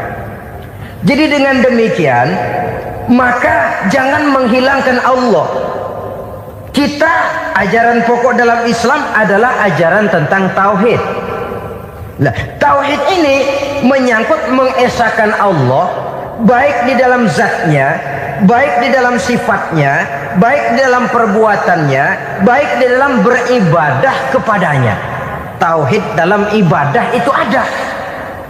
Tauhid dalam zat artinya zat Allah itu tidak tersusun, tidak terdiri dari bagian-bagian yang bisa pecah-pecah. Ya seperti kita ini kan ada kepala, ada kaki, ada tangan. Allah tidak tersusun zatnya dari bagian-bagian. Esa zatnya tidak bisa dibagi-bagi. Esa sifatnya artinya Allah itu sifatnya tidak pernah berubah.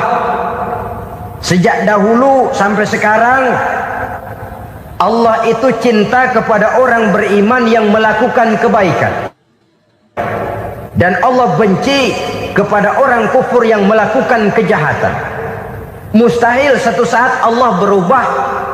Orang kufur yang berbuat kejahatan didemenin, orang mukmin yang berbuat kebaikan dikeselin.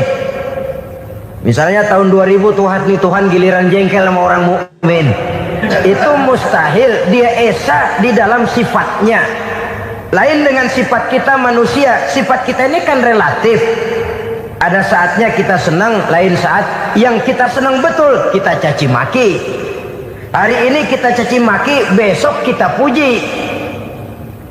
Lihat teman kaya, habis kita omongin. Boleh jadi dia kaya, kenapa? Dukunnya 36. Begitu kita habis caci maki begitu, dia datang ngasih duit sama kita. Cacian itu bisa berubah menjadi pujian. Lu ya emang bukan main dah. Sifat kita itu relatif, bisa terpengaruh oleh situasi dan kondisi. Saudara hadirin yang saya hormati, kaum muslimin yang berbahagia, Allah juga esa di dalam perbuatannya. Artinya di dalam menciptakan apapun yang akan diciptakan oleh Allah, di dalam melakukan apapun yang akan dilakukan oleh Allah, tidak terikat kepada faktor lain, tidak memerlukan bantuan lain. Dia adalah mutlak. Nah, kemudian kita mengesahkan Allah dalam zatnya, mengesahkan Allah dalam sifatnya, mengesahkan Allah dalam perbuatannya. Belum tentu berarti kita mengesahkan Allah dalam ibadahnya. Sebab banyak orang yang yakin betul Allah itu esa, teguh dengan pendiriannya. Tuhan lu siapa? Allah. Allah bagaimana? Esa. Bagaimana kalau dua? Kagak. Tiga? Enggak. Mantap. Soal tahlil paten. Tapi dalam ibadah kadang-kadang dia tidak mentauhidkan Allah. Ini makna wa ma umiru illa liya'budullaha mukhlisin. Kami tidak memerintahkan kepadamu kecuali untuk beribadah kepadaku, kata Allah, dengan ikhlas. Beribadah kepada Allah dengan ikhlas itu artinya apa? Beribadah hanya untuk Allah saja. Nah, kalau hanya untuk Allah saja, lalu kita minta berdoa di depan kuburan orang yang soleh, apa syirik? Tidak syirik. Kalau kita berkeyakinan bahwa orang tempat kita memanjatkan doa itu hanya bisa mendoakan kita dengan izin Allah. Dia sendiri tidak punya kekuasaan apa-apa. Tanpa izin Allah dia tidak bisa berbuat apa-apa. Itu tidak menyebabkan orang menjadi syirik. Sama saja dengan kalau saya berkata tadi, alhamdulillah Allah telah memberikan keistimewaan kepada batu cincin saya. Apa salahnya Allah memberikan keistimewaan kepada benda-benda mati? Allah memberikan keistimewaan kepada Hajar Aswad, benda mati. Allah memberikan keistimewaan kepada Masjidil Haram, benda mati. Allah memberikan keistimewaan kepada Ka'bah, benda mati. Orang tawaf keliling Ka'bah, sembahyang di Masjidil Haram, sujud menghadap kepada Ka'bah, apakah jadi syirik? Tidak, kita tidak menyembah Ka'bahnya, kita menyembah yang punya Ka'bah itu. Nah, di sini kita lihat bahwa fungsi Ka'bah hanya merupakan wasilah. Tapi kalau Allahnya kita hilangkan, jadilah kita penyembah batu. Hanya saja batu itu berbentuk 4 bernama Ka'bah. sa'i, orang yang melaksanakan haji, lari-lari antara Safa dan Marwah, amalan apa itu? Seakan-akan kita menghormati bukit-bukit, gunung-gunung. Tapi bukan itu yang kita tuju dalam pelaksanaan sa'i itu. Yang kita tuju adalah ini perintah Allah.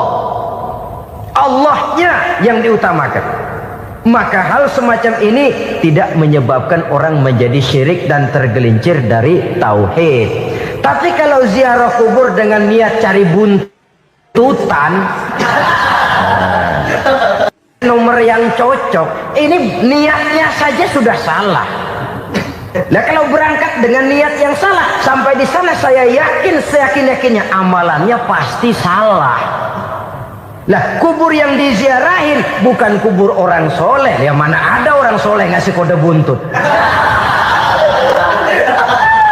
Ada juga orang salah. Orang soleh itu kadang-kadang dia nggak tahu kuburan siapa, nongkrong aja di situ. Memang sulit saudara-saudara, mental ya, namanya mental. Kalau memang mental sudah mental judi, apa saja bisa dijudiin. Jadi orang nggak perlu sebenarnya pemerintah terlalu gini, nggak usah. Kembali saja kepada mental. Kalau mental memang sudah mental judi, apaan aja bisa dijudiin. Pulang tengah malam nabrak babi, babi yang keluar nih.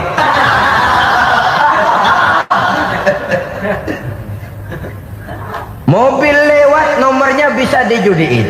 Bajai lewat bajai bisa dijudiin. Mental. Kalau memang mental sudah mental judi, apapun saja bisa dijudikan. Saudara hadirin yang saya muliakan, lalu bagaimana dengan dukun? Ya, saudara hadirin, pergi ke dukun hakikatnya sama dengan pergi ke dokter. Orang berusaha melaksanakan yang namanya syariat, hakikatnya kembalikan kepada Allah. Syariatnya kita laksanakan. Tetapi, nah ini tetapi, yang pertama saudara harus tahu betul dukunnya itu bayang apa enggak, agamanya kuat apa enggak. Sebab ya tentu tidak ada dukun yang jelek, karena pada umumnya penyakit dukun itu kan nyohor, iklan lewat koleha-kolehanya. Kita bisul kecil datang, kita dukun, ini si kecil kemarin bisul kayak kelapa 5 menit baik. 5 menit padahal kemarin kagak ada yang datang. Diolah sedemikian rupa supaya orang mantap. Jadi jangan asal sembarangan. Kadang-kadang lihat potongan dukunnya aja kita ngeri. Mukanya sudah klemot, nggak pernah tersentuh air wudhu. Jangankan air wudhu, mandi aja jarang. Yang kayak begini yang dipegang mati-matian, yang dipercayai habis-habisan, akan kita kemanakan tauhid kita ini? Apalagi kalau perginya sudah dengan niat mencari nomor yang jitu. Itu saya katakan lagi tadi, berangkat saja sudah dengan niat yang salah. Orang berusaha silakan. Sama juga kita ke dokter. Oleh dokter kan setelah diperiksa penyakit kita, lalu dianalisa, oh ini penyakitnya ini. Kemudian diberikan obat. Lah, obat itu kan tentu ada aturan minumnya tuh. Yang kapsul ini sehari 3 kali, yang tablet ini sehari 2 kali. Kalau kita minumnya kelebihan, overdosis namanya. Saking pengen cepet baik, sekali minum 10 tablet. Ya memang nggak sakit-sakit lagi, tapi nggak hidup sudah. Habis. Kita pun dalam melaksanakan amalan hidup beragama begitu. Saudara datang kepada kiai, orang-orang soleh, meminta amalan, wiridan, itu jangan sampai overdosis. Tidak sesuai dengan kemampuan pribadi. Wong masih SD sudah minta matematika kelas SMP, celeng. Baru SMP sudah minta diajarkan filsafat kelas perguruan tinggi, semaput. Kenapa Kenapa? Daya tampungnya nggak kuat. Emang ukuran secangkir, minta disiin seember, ya luber. Lebihnya nggak cukup. Kenapa? Yang diberikan, yang diamalkan tidak sesuai dengan makomnya, tidak sesuai dengan kemampuan yang ada pada dirinya. Saudara hadirin yang saya muliakan, akhirnya apa? Mencelakakan dirinya sendiri, ngawur. Baru sembahyang seminggu udah ngaku ketemu malaikat. Oh, sembahyang ditemenin malaikat lah, sembahyang baru seminggu mulain. Tuh malaikat iseng amat. Ya walaupun kalau Allah izinkan tidak mustahil, tapi kan tidak logik. Orang yang melaksanakan ibadah puluhan tahun memerlukan riyadhah dan latihan, khusyuk dan tawadhu, penuh tazallul, merendahkan diri di hadapan Allah, belum tentu mendapat karunia yang semacam itu. Saudara hadirin yang saya muliakan, jadi dengan kata lain, yang pertama, lihatlah dulu kualitas dukun yang akan saudara datangi itu. Ini kualitas black apa kualitas white, aspal apa cat putih, sehingga jangan sampai kita salah pilih. Sebab biasanya orang kalau sudah hanyut di kali, rumput pun dia pegangin. Dia tahu kalau rumput tidak akan bisa menahan bobot badannya, tapi karena posisinya posisi terjepit, rumput pun dia pegang. Ini satu gambaran psikologis betapa orang dalam keadaan panik, kepepet, kejepit, yang tidak mestinya dipegang pun akan dipegangnya juga. Walaupun dia tahu itu tidak akan bisa menahan bobot badannya, namun dipegangnya juga. Oleh karenanya, yang pertama, lihat dulu kualitas dukunnya. Yang kedua, saudara-saudara, jangan berkeyakinan bahwa dukun itulah yang memberikan permintaan saudara. Si dukun hanya bisa dengan izin Allah. Nah ini kuncinya. Kalau izin Allahnya dihilangkan, dan ini yang jarang. Biasanya kalau kita diajak ke dukun, di sono aja no paten banget, abah ano, abah ini, abah ano, abah-abah. Lah, lalu pikiran kita kan terfokus. Dikala itulah kita mulai menyampingkan Allah. Di situ yang dikhawatirkan nilai tauhid kita jadi tergoyah karenanya. Bahwa orang yang kita datangi, yang kita kenal kesolehan dan ketakwaannya, hanya bisa memberikan pertolongan dengan izin Allah. Dengan izin Allah dia doakan kita dan doanya kabul. Dengan izin Allah dia penuhi hajat kita dan hajat kita jadi terlaksana, jadi kenyataan dengan izin Allah. Sebab Allah itu memberikan keistimewaan. Ada waktu istimewa, ada tempat istimewa, ada jam istimewa. Kenapa sih sedekah hari Jumat dengan sedekah hari Kamis pahalanya kok lebih besar hari Jumat? Karena itu waktu istimewa. Kenapa untuk sembahyang sunnah dianjurkan sepertiga malam yang terakhir? Karena itu waktu istimewa. Kenapa doa di Multazam, di dekat Hajar Aswad, di Hijr Ismail, di Raudhah dikabulkan Allah? Karena itu tempat istimewa. Memang kadang-kadang ada orang berkata, kalau mau berdoa kenapa mesti di kuburan wali? Di rumah juga berdoa, Tuhan dengar. Betul, Tuhan dengar, bahkan tidak berdoa pun Allah tahu isi hati kita. Tapi soal dikabulkan atau tidak, itu hak Allah. Dan Allah memberikan fasilitas kepada tempat-tempat tertentu dan istimewa. Dan itu diajarkan oleh Nabi. Di Raudhah perbanyak doa. Kenapa? Itu tempat yang mustajabah. Artinya Allah memberikan keistimewaan kepada tempat-tempat tertentu. Dalam konteksnya dengan ini, makom para aulia, para wali, para ulama soleh, tidak ada salahnya kita berdoa di sana, bertawassul, bukan meminta kepada si kiai, bukan meminta kepada si ulama, bukan meminta kepada si wali, meminta kepada Allah melalui tempat yang orangnya kita yakin dekat dengan Allah. Walaupun Allah tidak memerlukan perantara, itu jelas. Allah tidak memerlukan calo, memang. tapi Allah menyediakan waktu dan tempat-tempat istimewa, itu harus kita manfaatkan untuk mendekatkan diri dan berdoa kepadanya. Saudara-saudara kaum muslimin rahimakumullah, saya kembali dalam konteksnya dengan dukun yang akhir-akhir ini jadi populer karena merajalelanya judi sampai kepada desa-desa, pedesaan-pedesaan terpencil, yang akibatnya menjauhkan orang dari nilai tauhid. Padahal benar kalau orang berkata kadzabal munajjimun walau sodaku, tukang-tukang ramal itu bohong walaupun benar. Kalaupun betul, kebetulan. Itu maksudnya bohong walaupun betul, betulnya betul kebetulan. Maka para remaja itu biasanya gemar kepada membaca bintang Anda minggu ini, kan begitu toh?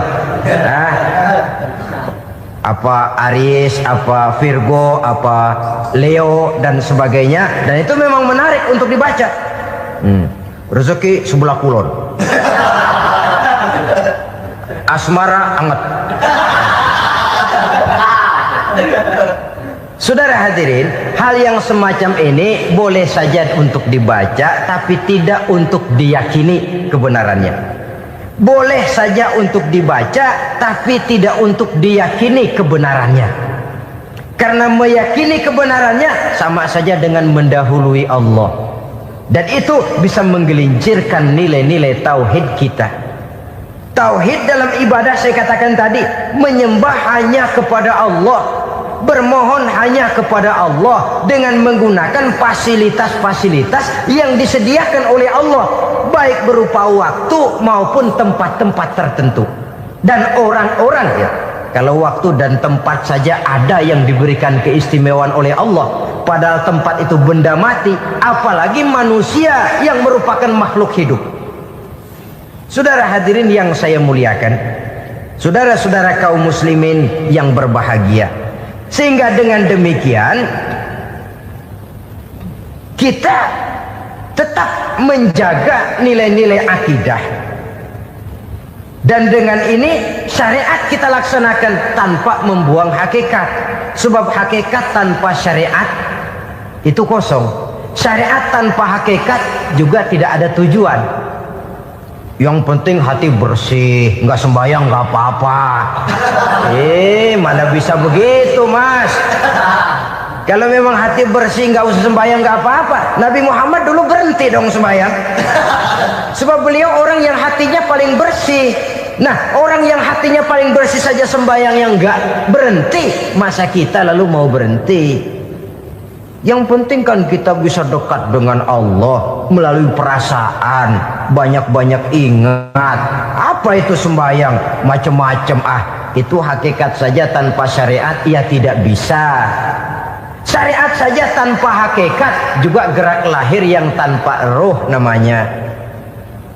Kita melakukan sholat tapi kita tidak tahu untuk apa kita sholat dan kenapa kita sholat dan siapa yang kita sembah di dalam kita sholat. Sehingga dengan demikian keduanya tidak bisa terpisahkan satu sama lain, seperti halnya kulit dan isi. Barangkali pernah saya ingatkan, kulit penting, isi pun juga penting. Hakikat penting, syariat juga penting. Dan kita jangan salah mengartikan, terjebak dalam ucapan-ucapan yang masih memerlukan penafsiran, sehingga lalu kita cenderung mendiskreditkan dan menjelekkan para wali.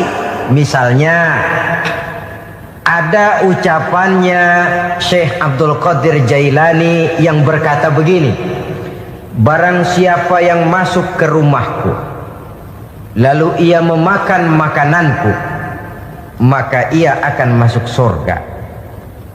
Ini kalau ucapan ini dipahami secara apa adanya, ya jelas orang bisa tergelincir.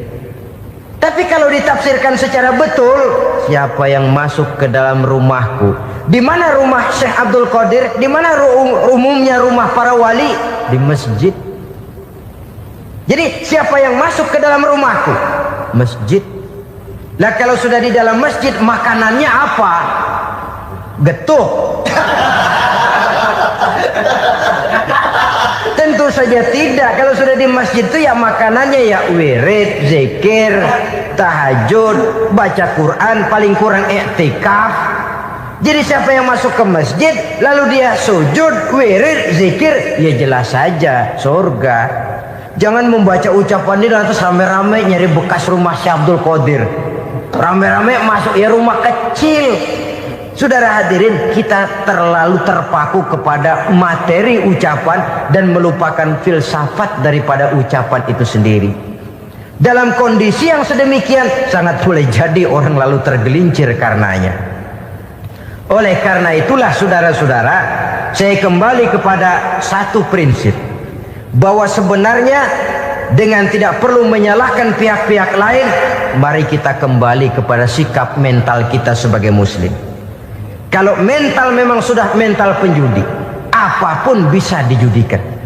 Tapi kalau mental itu tidak ada, walaupun di kiri kanan dan depan belakang banyak dibuka tempat-tempat perjudian, saya yakin kita akan mampu menahan dan menjaga diri. Sikap mental inilah yang memerlukan pembinaan dari kita semua. Sehingga dengan demikian kita akan menjadi pribadi-pribadi yang bisa bertahan dari segala gempuran-gempuran yang datang dari luar karena adanya prinsip ketahanan mental itu tadi. Sekali lagi saya ingatkan bahwa judi selamanya tidak akan pernah mendatangkan kebahagiaan. Judi tidak akan membuat orang menjadi kaya. Judi tidak akan membuat orang makin akrab berteman dan bersaudara. Yang jelas judi melahirkan permusuhan dan dendam, membangkitkan rasa malas, memulukan angan-angan tanpa mau peras keringat dan banting tulang, melalaikan orang dari tanggung jawab dan kewajibannya, membuat ia lupa kepada anak, istri dan seluruh keluarganya, dan pada akhirnya dia akan terjebak dalam satu permainan yang makin menjauhkan dia dari proses kesadarannya sebagai manusia. Sebagai uraian penutup, marilah kita renungi firman Allah dalam Al-Baqarah ayat 208. A'udzubillahi minasyaitonir rajim. Ya ayyuhalladzina amanu dukhulu fis silmi kafah wa la tattabi'u khutuwatis syaitan innahu lakum aduwwum mubin. Hai orang-orang yang beriman, masuklah kamu ke dalam keselamatan. Masuklah kamu ke dalam Islam secara keseluruhan. Jangan kamu mengikuti jejak-jejak setan, karena setan adalah musuhmu yang nyata dan jelas. Judi termasuk jejak-jejak yang ditinggalkan oleh setan untuk diikuti oleh kita agar kita mendapatkan kesengsaraan baik di dunia, lebih-lebih di akhirat nanti. Semoga Allah selamatkan kita, Allah selamatkan seluruh bangsa kita dari penyakit-penyakit judi yang melahirkan efek-efek negatif dalam kehidupan. Terima kasih atas perhatian saudara. Mohon maaf atas segala kekurangan. Usikum wa nafsi bitaqwallah. Wassalamualaikum warahmatullahi wabarakatuh. Waalaikumsalam warahmatullahi wabarakatuh.